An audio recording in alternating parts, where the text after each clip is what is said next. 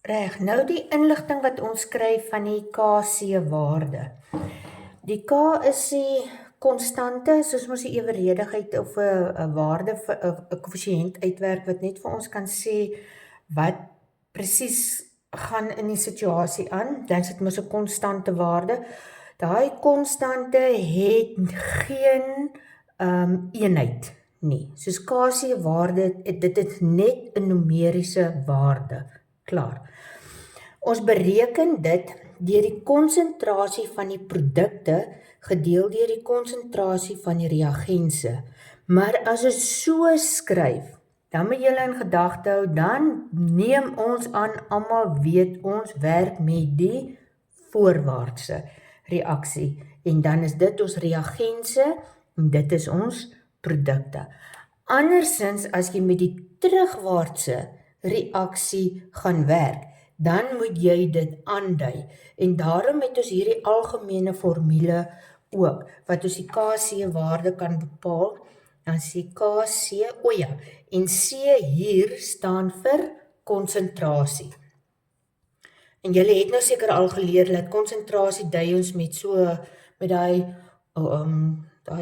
hoek hakkies. Die groot hakkies. Ek sê altyd die hoofletter hakkies. Ek weet nie wat noem mense dit. Daai hoofletter hakkies gebruik ons om konsentrasie aan te dui. So dit is gelyk aan, daar is ons stowwe, daai klein c en klein d is ons balanseersyfers.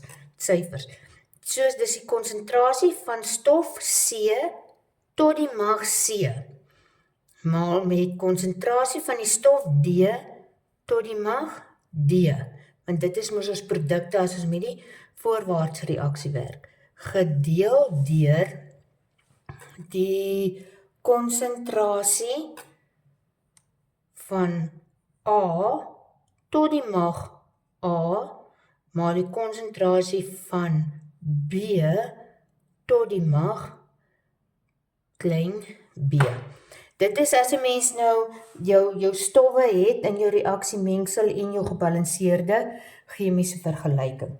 Nou, ek het reeds gesê en ek sê nou weer, die KC-waarde is net numeries en jy moet 'n afleiding kan maak van wat sê die KC-waarde vir jou van jou ewewig.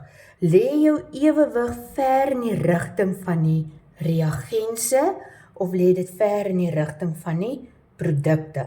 Nou, hierdie is 'n breek, daai. En ons weet, as 'n breek gelyk is aan 1, dan is die produkte en die reagense mos presies dieselfde. Maar as die breek, as ons het KC, is groter as 1, wat beteken dit vir my? Dan is my konsentrasie produkte mos baie. Nou gaan ons so maak. My konsentrasie produkte is baie. My konsentrasie reagense is min.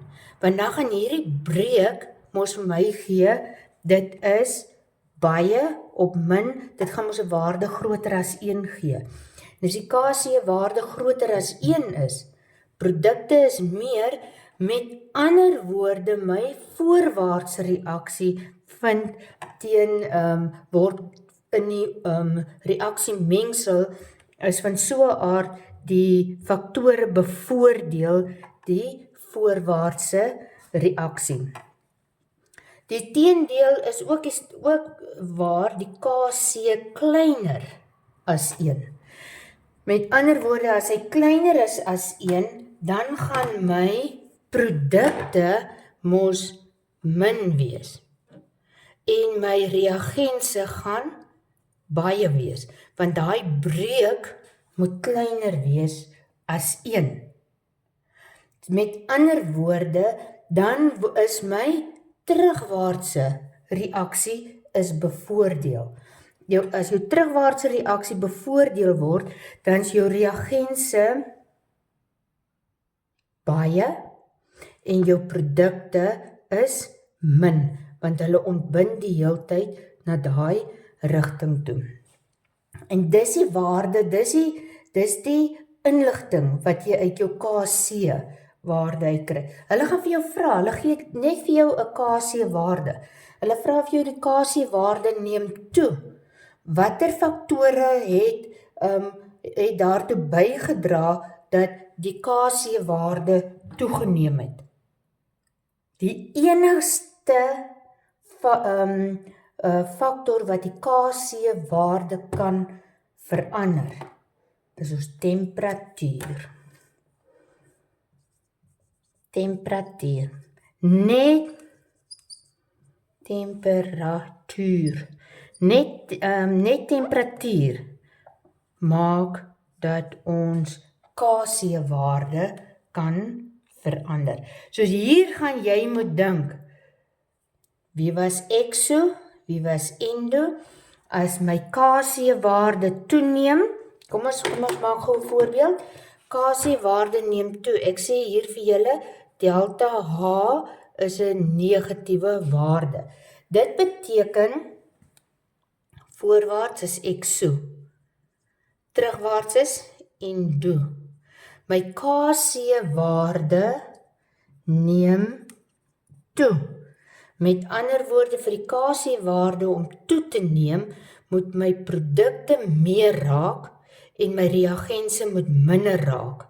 Soos my voorwaartse reaksie moet bevoordeel word. Wat bevoordeel 'n eksotermiese reaksie? 'n Verlaging in temperatuur.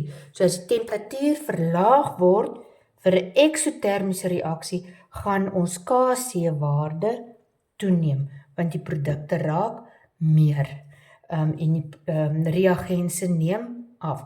Jy moet hierdie tipe beredenering moet jy kan doen. En hierdie beredenering gee hulle saam met 'n grafiek. Maar jy moet altyd terugverwys na hierdie formule.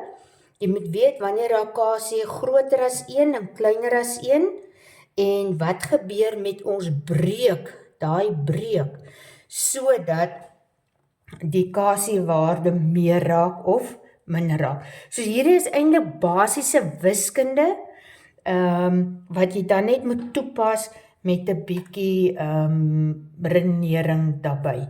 Soos gaan kyk daarna, hierdie is regtig baie belangrik.